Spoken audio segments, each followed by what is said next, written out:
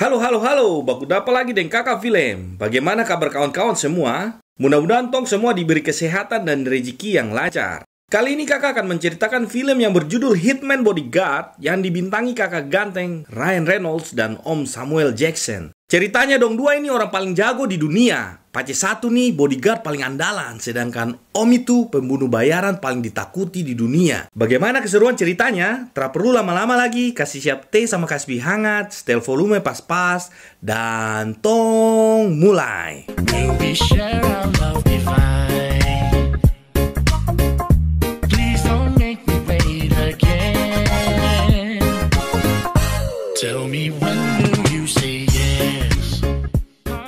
Berlatar belakang sebuah rumah mewah yang ditinggali oleh seorang bodyguard profesional, mobil mewah dan jam tangan mahal. Dialah Michael Bryce, memiliki segalanya, kehidupan mapan, karir cemerlang, dan pacar yang cantik tanpa celah. Michael sedang bersiap-siap untuk mengantarkan kliennya ke bandara. Mr. Kurosawa adalah kliennya kali ini. Segala pengamanan dari darat maupun udara telah dikerahkan demi mengantarkan klien ini ke bandara dengan selamat. Setibanya di bandara, semua rencana berjalan dengan mulus, sampai tiba-tiba Michael pun tercengang seakan tidak percaya apa yang sedang terjadi. 2 tahun berselang, kehidupan Michael sangatlah berbeda 180 derajat dari sebelumnya. Dia berpenampilan ala kadarnya, membawa mobil yang biasa dan pacarnya pun pergi meninggalkannya. Dia sedang bersiap-siap untuk menjemput kliennya yang terjebak di kantor dengan lusinan pembunuh bayaran. Sampailah Michael di ruangan Mr. Seifert yang sudah sangat lama menunggunya. Michael pun memandu kliennya ini untuk keluar dari kantor dengan selamat. Tibanya di basement gedung, Seifert mengira bahwa ia akan diantarkan dengan mobil pribadinya. Akan tetapi, Michael punya rencana yang lain. Setelah keluar dari gedung, Michael sedang menghubungi cleaning service yang untuk membereskan hasil kerjanya. Di akhir teleponnya, Michael juga menjelaskan bahwa ada peledak plastik persis di bawah mobil pribadi Seifert. Tapi beberapa detik setelahnya, boom! Bunyi ledakan berasal dari parkiran gedung Seifert.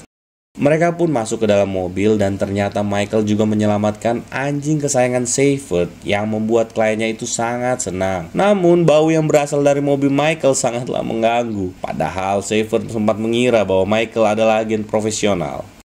3 tahun yang lalu, di negara Belarus ada seorang laki-laki sedang berada di sebuah desa. Dialah Mr. Dukovic, presiden Belarus yang sedang menyambangi rumah seorang profesor muda bernama Asimov. Dukovic menganggap profesor ini tidak menyukainya dan jarang memberikan pengajaran tentang dirinya. Dukovic yang mengira bahwa Asimov adalah seorang pembelot langsung membunuh anak dan istrinya tepat di depan mata kepalanya. Waktu pun berselang. Di sebuah persidangan yang menjadikan Dukovic sebagai pesakitannya, Asimov memberikan kesaksian di persidangan itu, menjelaskan pelanggaran yang dilakukan Dukovic terhadap keluarganya 3 tahun yang lalu. Akan tetapi, kuasa hukum Dukovic menolak semua kesaksian tersebut dan hakim pun mengabulkannya karena kurangnya bukti yang kuat.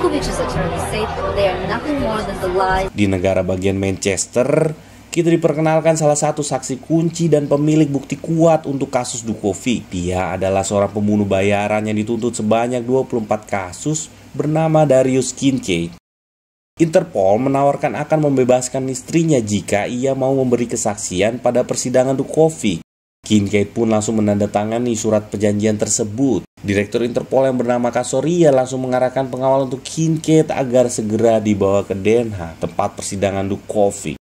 Diperkenalkan sebagai ketua tim pengawalan agen Russell, seorang polisi muda yang akan membawa Kincaid ke persidangan Dukovic.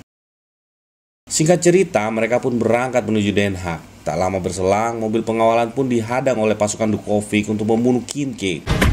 Terjadi baku tembak antara Interpol dan anak buah Dukovic. Semua pasukan Interpol dilumpuhkan dan hanya tersisa agen Russell dan Kincaid.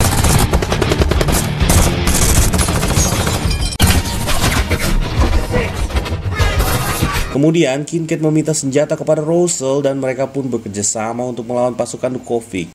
Sayangnya kaki Kincaid terkena tembakan sehingga agen Russell langsung membawanya ke rumah aman milik Interpol. Kincaid yakin Interpol telah disusupi anak buah Dukovic, maka ia meminta agen Russell untuk tidak menghubungi Interpol untuk sementara waktu. Melihat Kincaid yang mulai kehabisan darah, Russell teringat dan langsung menghubungi Michael, mantannya, untuk membantunya. Awalnya Michael tidak mau membantu Russell, namun setelah Russell mengancamnya untuk melaporkannya ke Interpol, mau tidak mau Michael menyetujuinya. Di tempat kejadian penembakan, salah satu Interpol mengabarkan ke markas bahwa Kincaid dan Russell tidak ada di lokasi. Di penjara Den Haag, Sonia, istri Kincaid, mendapatkan sebuah telepon dari orang yang mengaku sebagai pengacaranya. Ternyata Kincaid yang menelepon. Mereka saling maki-maki sayang untuk melepas rindu. Sembari menelepon, Kincaid juga sambil mengeluarkan peluru yang bersarang di kakinya. Sonia yang mendengar suara rintihan Kincaid menjadi khawatir akan keadaan suaminya. Tak lama kemudian, Michael sampai di rumah aman dan membawa pesanan Russell. Saat bertemu Russell, Michael mengungkit masa lalu mereka. Hal ini membuat dua orang yang dulunya sepasang kekasih ini terlibat adu mulut. Michael masih menyalahkan Russell karena menganggap dialah yang membocorkan kliennya kepada polisi sehingga kliennya terbunuh dan karirnya hancur. Di sisi lain, Russell merasa tidak melakukannya yang akhirnya pergi meninggalkan Michael. Mendengar suara ribut, Kincaid pun keluar dari kamarnya. Dia sangat kaget ketika melihat Michael, begitupun sebaliknya. Mereka langsung terlibat perkelahian karena ternyata mereka berdua adalah musuh bebuyutan. Dan perkelahian pun diakhiri dengan Kincaid yang tiba-tiba pingsan karena kehabisan banyak darah.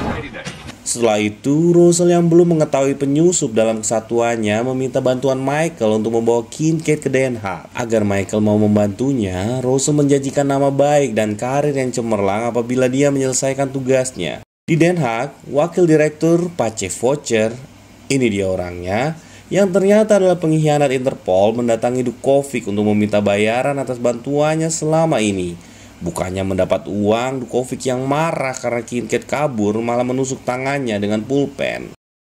Voucher pun menelpon Kasoria untuk mengetahui lokasi Kincaid. Setelah mengetahui lokasi Kincaid, Voucher langsung memberitahu anak buah Dukovic. Anak buah Dukovic pun meluncur ke alamat tersebut, begitupun polisi Interpol. Telepon berdering dan ini membuat Michael segera bergegas meninggalkan rumah tersebut bersama Kincaid.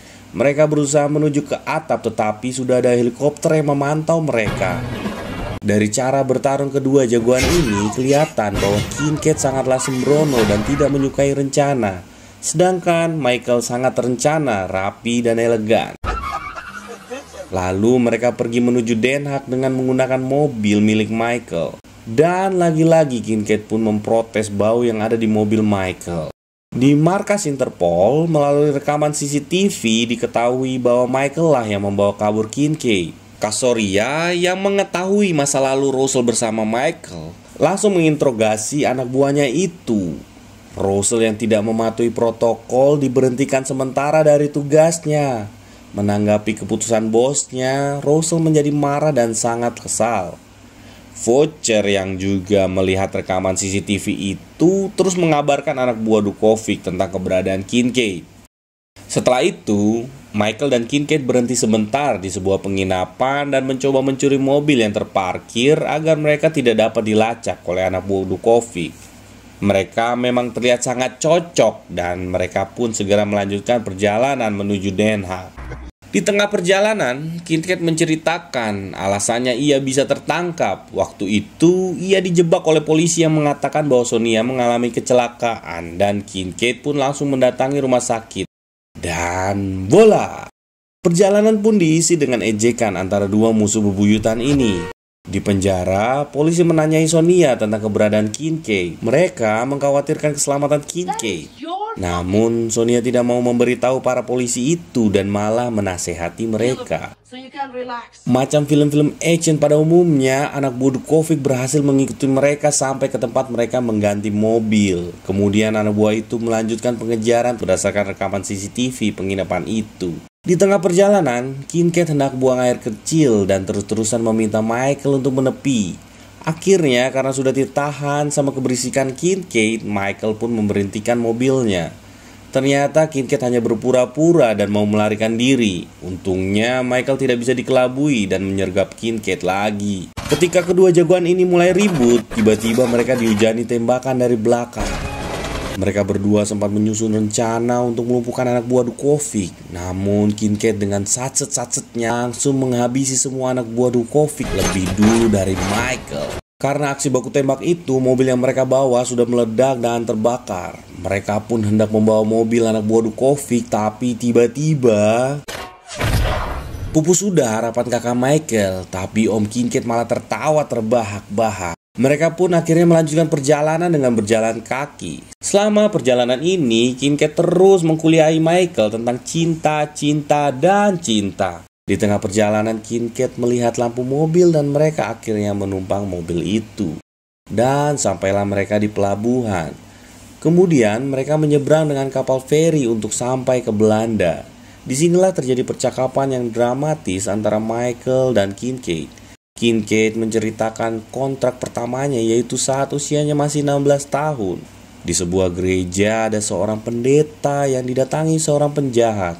Pendeta tersebut mempersilahkan penjahat itu untuk mengambil apapun dan pergi dari sana. Akan tetapi penjahat itu malah menyiksa dan membunuh pendeta tersebut. Ternyata pendeta itu adalah ayah Kincaid. Dan saat pembunuhan itu, Kincaid ternyata bersembunyi dan menyaksikan adegan keji tersebut. Untuk membalas penjahat itu, Kincaid mendatangi pelaku itu dan membunuhnya.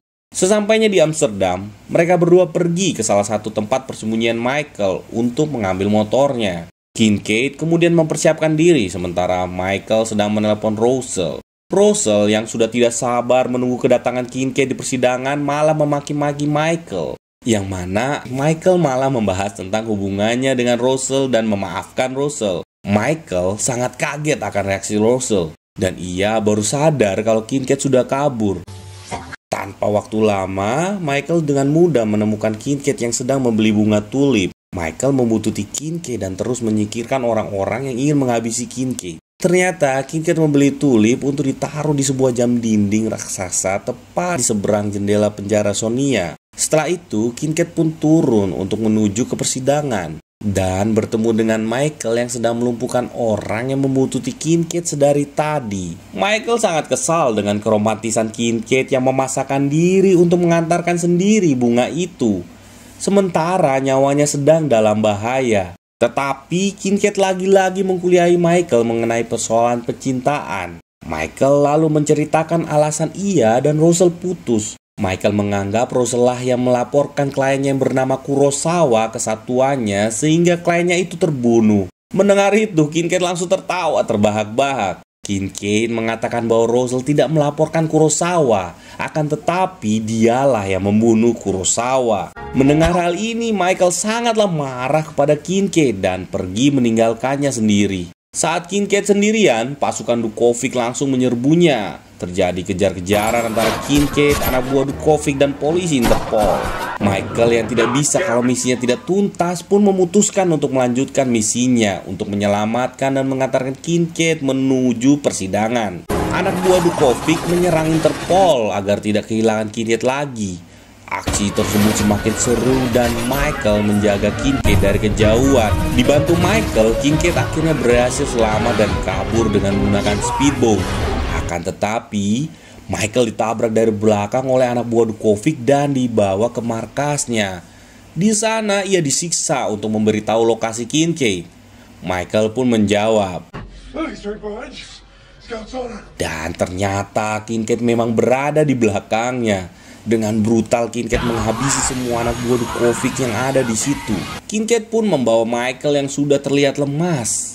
Setelah Michael tersadar, Kincaid meminta maaf tentang kejadian Kurosawa yang mengakibatkan karir Michael hancur, begitupun hubungannya dengan Russell. Tak terasa, waktu yang dimiliki Kincaid hanya 1 jam lagi.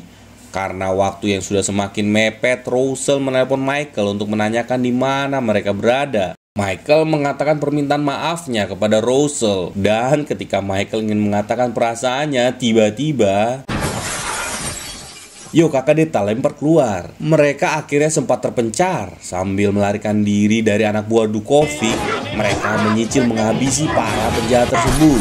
Michael menghabisi dengan pertarungan 1 lawan 1, sedangkan Kincaid dengan brutal menghabisi anak buah Dukovic yang mengendarai mobil dan motor. Setelah menghabisi semua anak buah Dukovic, mereka pun pergi menuju persidangan dengan mobil yang sudah tak karuan bentuknya. Beberapa detik sebelum waktu tunggu habis, Kincaid sampai di persidangan. Kincaid pun bersaksi di persidangan dan membeberkan bukti-bukti kejahatan Dukovic. Dukovic yang tidak bisa mengelak lagi dari perbuatannya mengisyaratkan rencana cadangan kepada anak buahnya dan membuat ricu jalannya persidangan. Dukovic merebut pistol milik polisi dan hendak menembak Kincaid. Melihat hal tersebut, Michael langsung melindunginya dan malah Michael lah yang terkena tembakan. Dukovic pun melarikan diri menuju ke atap gedung dan langsung disusul oleh Kincaid.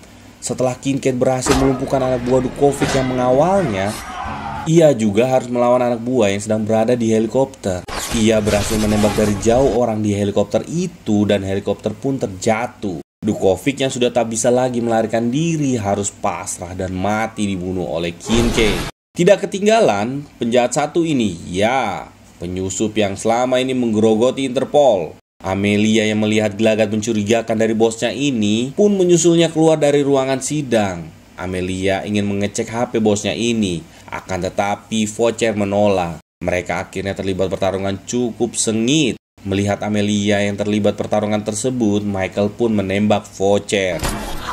Di akhir film, kita diperlihatkan Michael yang sudah berada dalam penanganan medis dan sepertinya sudah berdamai dengan agen Russell. Kincaid juga menerima kesepakatan dengan Interpol, yaitu pembebasan istrinya. Agen Russell pun dipuji bosnya atas keputusannya yang ternyata benar. Dan film pun selesai. Penyelesaian yang sangat seru. Kakak Film pamit undur diri. Jangan lupa komen film-film yang mau dibahas selanjutnya. Dadah.